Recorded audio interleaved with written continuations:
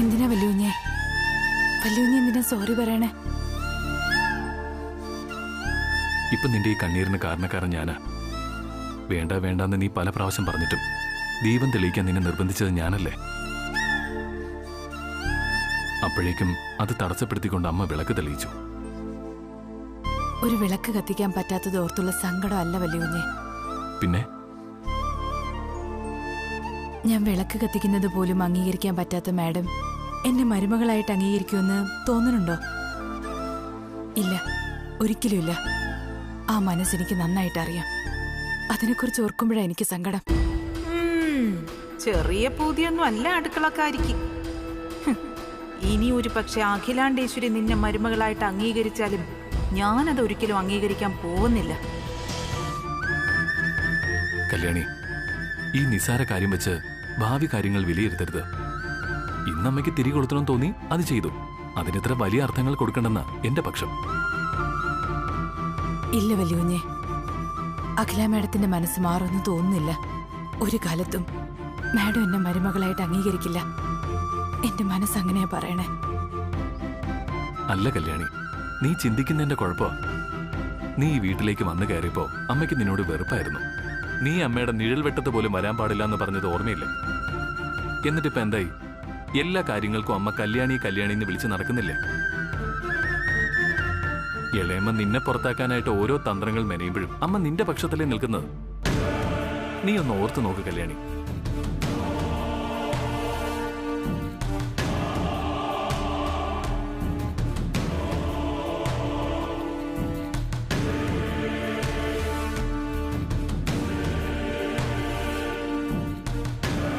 ദാസേട്ടൻ നിന്നെ നാട്ടിലേക്ക് അയക്കുന്നു എന്ന് പറഞ്ഞപ്പോ അമ്മ എന്താ പറഞ്ഞത്? കല്യാണിക്ക് ഈ കുടുംബമായിട്ട് എന്തോ ഒരു ബന്ധമുണ്ടെന്നും കല്യാണി കൺവെട്ടത്ത് തന്നെ നിൽക്കട്ടെ എന്നല്ലേ? ഇത്രയൊക്കെ മാറി അമ്മ ഇനിയും മാറും. ഈ കല്യാണത്തിന് സമ്മതം പറയുകയും ചെയ്യും. എനിക്കത് ഉറപ്പാ കല്യാണി. വല്യൂഞ്ഞ് പറയണ പോലെ മാഡത്തിന്റെ മനസ്സ് മാറി ഈ കല്യാണത്തിന് സമ്മതിക്കുമെന്നൊന്നും എനിക്കറിയില്ല.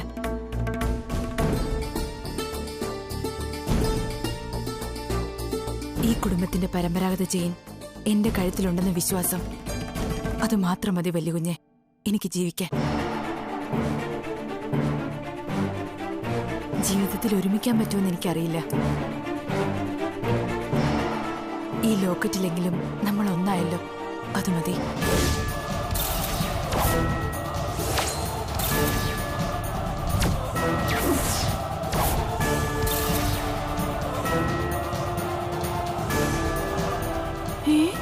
അഖിലയുടെ അച്ഛന്റെയും അമ്മയുടെയും ഫോട്ടോ വരാനുള്ള സ്ഥാനത്ത് ആനന്ദിന്റെ അടുക്കളക്കാരിയുടെയും ഫോട്ടോയോ? ലോക്കറ്റിന്റെ മോഡൽ കാണിക്കാനാ അഖില നിന്നെ വിളിപ്പിച്ചത്. തുറന്നു കാണിക്കേ. നിന്ന് തുള്ളാതെ ലോക്കറ്റ് ഓപ്പൺ ആക്കടി.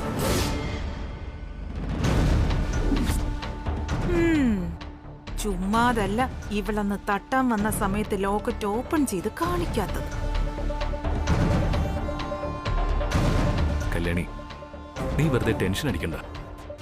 ഈ ലോക്കറ്റിൽ മാത്രമല്ല, ജീവിതത്തിൽ നമ്മൾ ഒന്നിച്ചായിരിക്കും. എന്നെ വിശ്വസിക്കുക കല്യാണി, ഇത് തൃച്ചംബരത്ത് ആനന്ദ് കൃഷ്ണന്റെ വാക്കാ. ഇതെല്ലാം ഇവന്റെ വേലയാ. ഇത് അഖിലെ അറിഞ്ഞ നല്ല പുകയിലായിരിക്കും.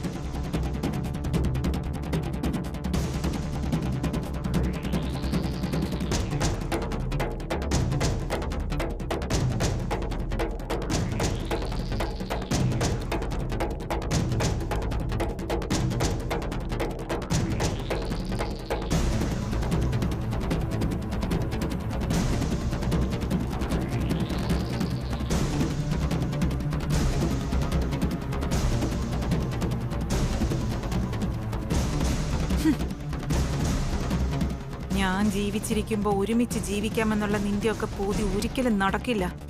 സമ്മതിക്കില്ല ഈ വിലാസിനി. ആ ലോക്കറ്റിലുള്ള ഫോട്ടോ എങ്ങനെയെങ്കിലും അഖിലയെ കാണിക്കണം. അതോടെ ഈ പ്രണയ നാടകത്തിന് തിരശീല വീഴും.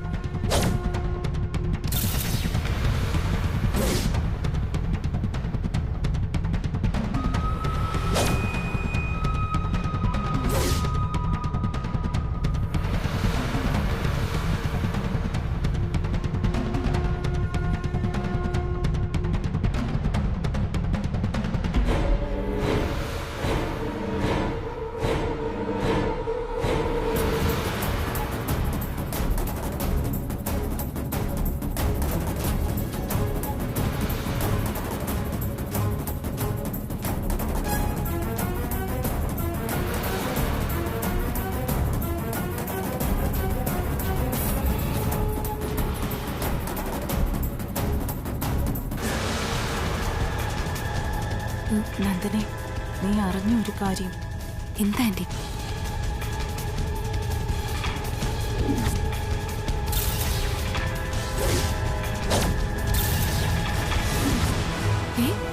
ആ, കൊള്ളാലോ ആന്റി അവള്. നമ്മളെയൊക്കെ വിഡ്ഢിയാക്കി കുറെ നാളായിട്ട് കളിക്കായിരുന്നു രണ്ടെണ്ണവും. നീ നോക്കിക്കോ, ഇപ്പൊ എത്തും രണ്ടുപേരും.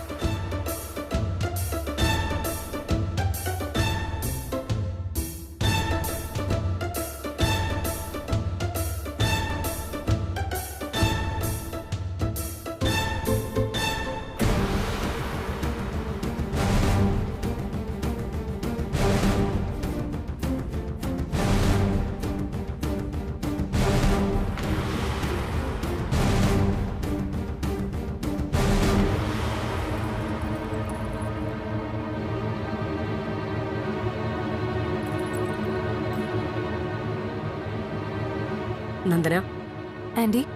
നിന്റെ കഴുത്തി കിടക്കുന്ന മാല ഉരുത്താം. പൂജ കഴിഞ്ഞിട്ട് തിരിച്ചു തരാം. Okay aunty.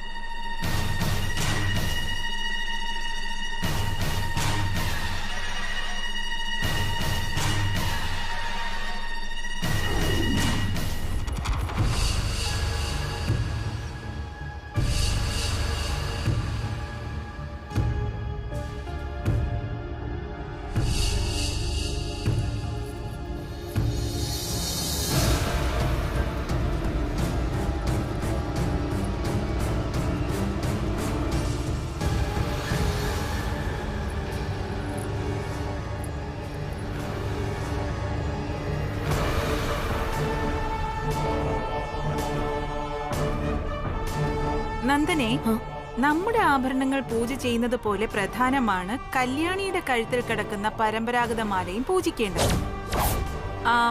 അവളോടത് ഊരാൻ പറ.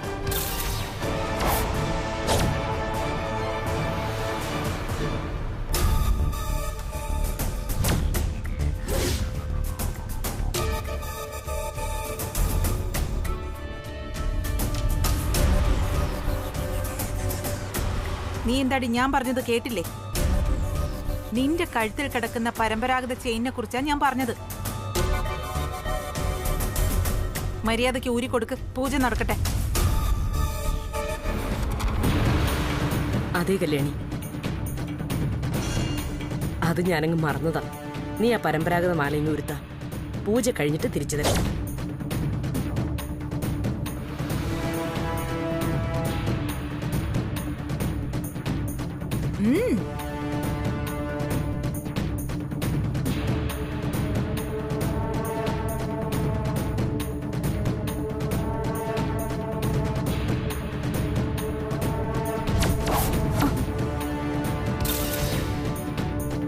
ലോക്കറ്റ് തുറന്നിരിക്കട്ടെ, എങ്കിലേ അഖിലെ അത് കാണൂ.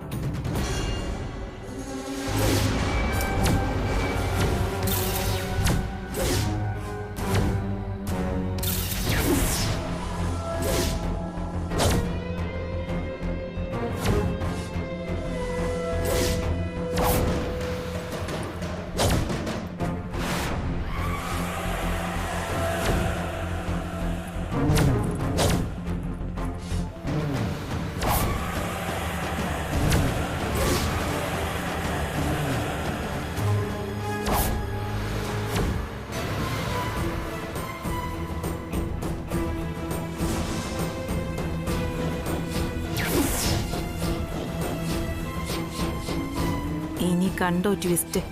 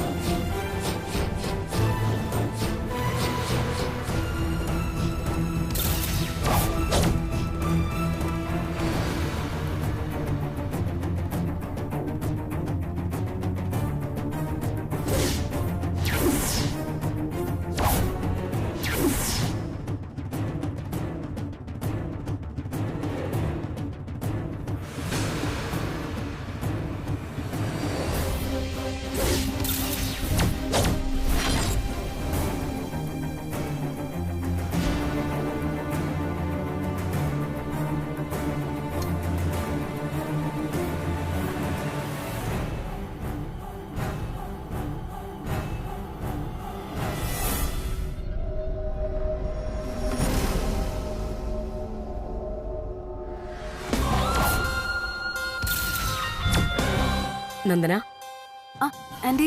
എല്ലാവർക്കും തൊഴാൻ കൊടുക്ക. ശരി ആന്റി.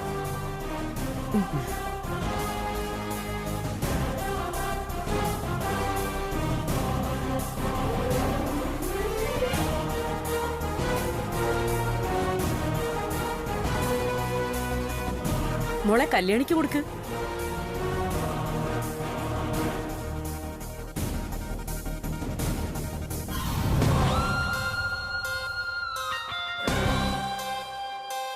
ഇനി ആ കർപ്പൂരത്തട്ടം താഴെ വെച്ചിട്ട് ഓരോരുത്തരുടെ ആഭരണങ്ങൾ എടുത്തു കൊടുക്ക്. ശരി ആന്റി.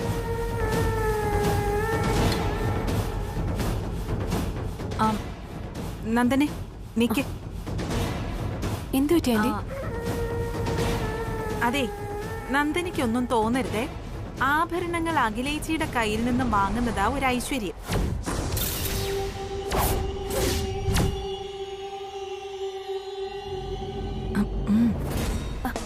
ആ എനിക്കും ആന്റിയുടെ കയ്യിൽ നിന്ന് വാങ്ങണമെന്നാ. ആ ആന്റി നേരത്തെ എന്നോട് കൊടുക്കാൻ പറഞ്ഞതുകൊണ്ട് ഞാൻ എതിരൊന്നും പറഞ്ഞില്ലെന്നേ ഉള്ളൂ. ആന്റി ആന്റി തന്നെ ദേവി വിഗ്രഹത്തിൽ നിന്ന് ആഭരണങ്ങൾ എടുത്ത് കൊടുക്കാൻ. ശരി, അങ്ങനെ ആവട്ടെ.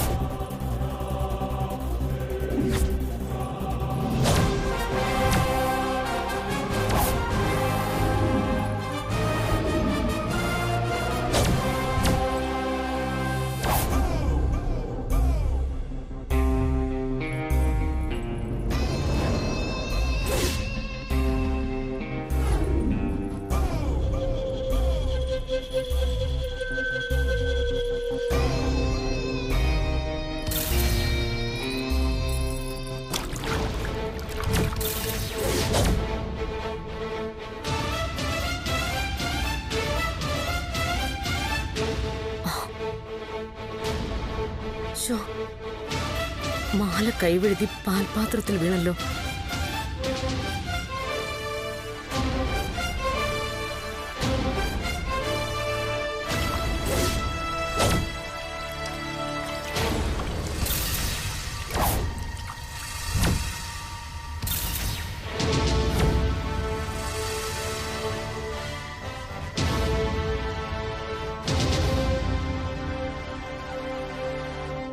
മാഡം ഇങ്ങ് തന്നേക്കു മാഡം, ഞാൻ കഴുകിയെടുത്തോളാം. ഇല്ല കല്യാണി, പാലിൽ വീണത് അതുപോലെ തരാൻ പാടില്ല. ഒരു മിനിറ്റ് വിലാസിനി, ആ ചേച്ചി. ഇത് കഴുകിക്കൊണ്ടുവാ. ആ ശരി ചേച്ചി.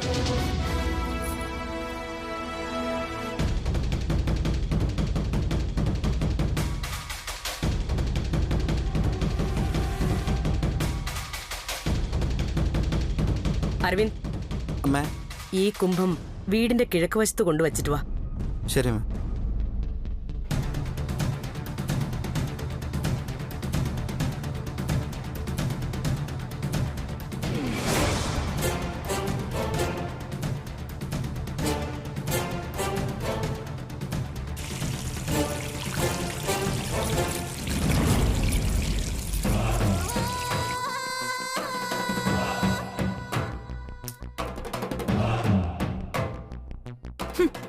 അഖിലയുടെ അച്ഛന്റെയും അമ്മയുടെയും ഫോട്ടോ വരാനുള്ള സ്ഥാനത്ത് അവന്റെ കാമുകിയുടെയും ഫോട്ടോ.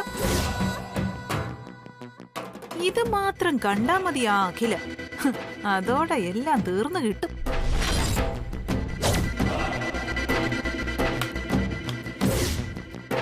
എളയമ്മേ. ആ, ആ, ഉം.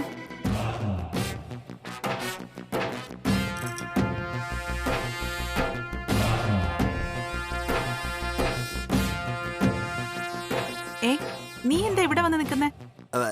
കുമ്പേ പുറത്തു കൊണ്ടേക്ക് വന്നതാ. പക്ഷെ മൊബൈൽ താഴെ പോയി. ഒന്ന് എടുത്തോളേമ്മേ പ്ലീസ്. ഒരു മൊബൈല് പോലും സൂക്ഷിച്ചു പിടിക്കാൻ അറിയില്ലേ നിനക്ക്?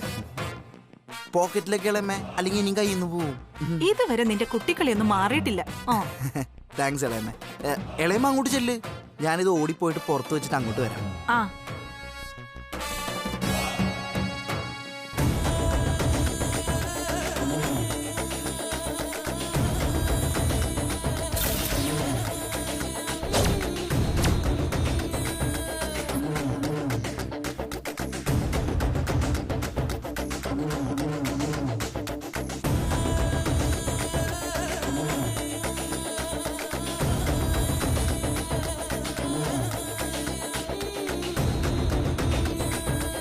ചേച്ചി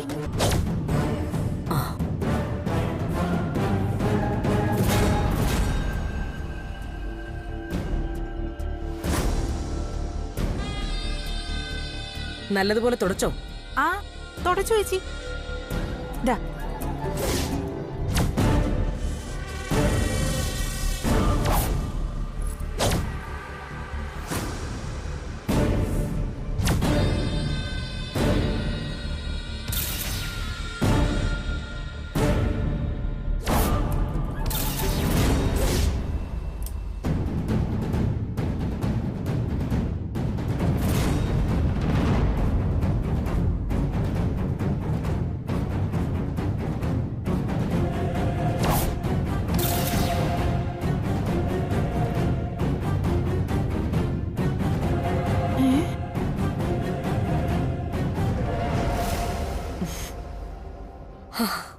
എത്ര സന്തോഷമോ ഇത് കാണാൻ തന്നെ.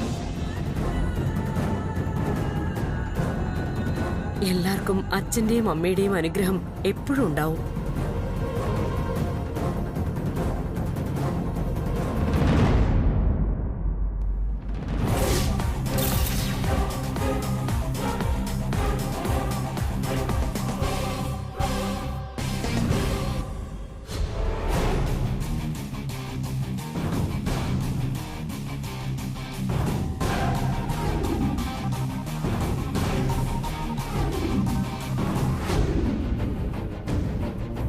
ആന്റി എന്താ ഇത്? അതില് കല്യാണിയുടെ ആനന്ദിന്റെ ഫോട്ടോ ആണെന്ന് പറഞ്ഞിട്ട് അതാ ഞാനും ആലോചിക്കുന്നേ. ഒരു പിടുത്തവും കിട്ടുന്നില്ല. ഛേ.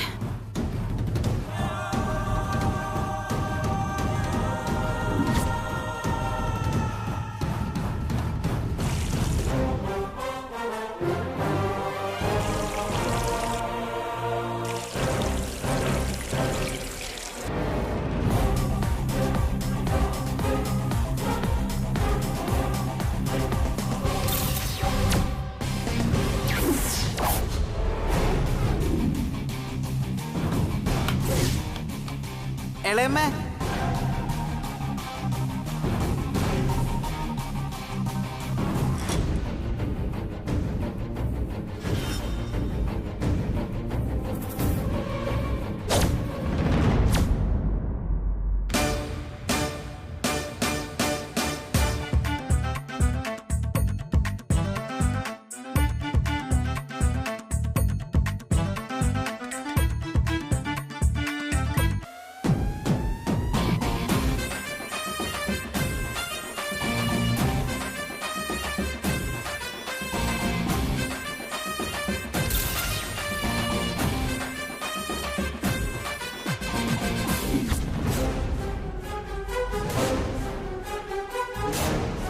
കല്യാണി മാഡം വാ.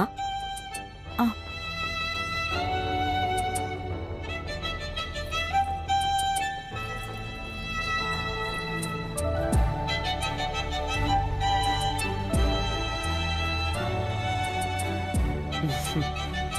പോവാം കൃഷ്ണേട്ടാ. ആ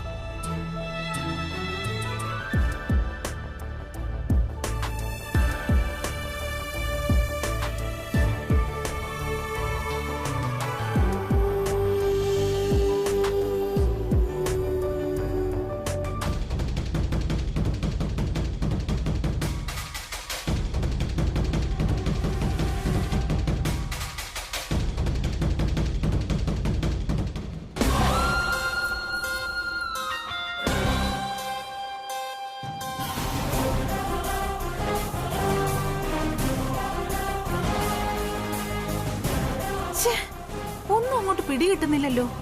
എന്താ ഇവിടെ ഇപ്പൊ സംഭവിക്കുന്നത്?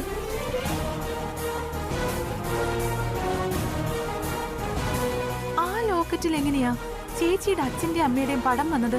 അപ്പൊ പിന്നെ മറ്റേ മാല എവിടെ പോയി? ഛേ,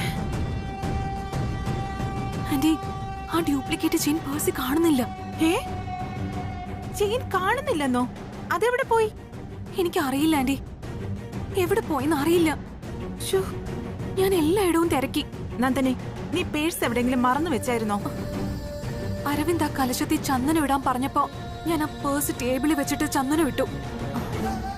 അല്ലാതെ വേറെങ്ങും വെച്ചിട്ടില്ല. ഓ അപ്പൊ അവൻ തന്നെ. പക്ഷേ അവൻ എങ്ങനെ ഡ്യൂപ്ലിക്കേറ്റ് ചെയിനിന്റെ കാര്യം അറിഞ്ഞു എന്നായി എനിക്ക് സംശയം. അത് മാത്രമല്ല, അങ്ങനെയാണെങ്കിൽ തന്നെ ആ ചെയിൻ മാറ്റിയതാരാ? അതാ ആന്റി ഞാനും ആലോചിക്കുന്നത്.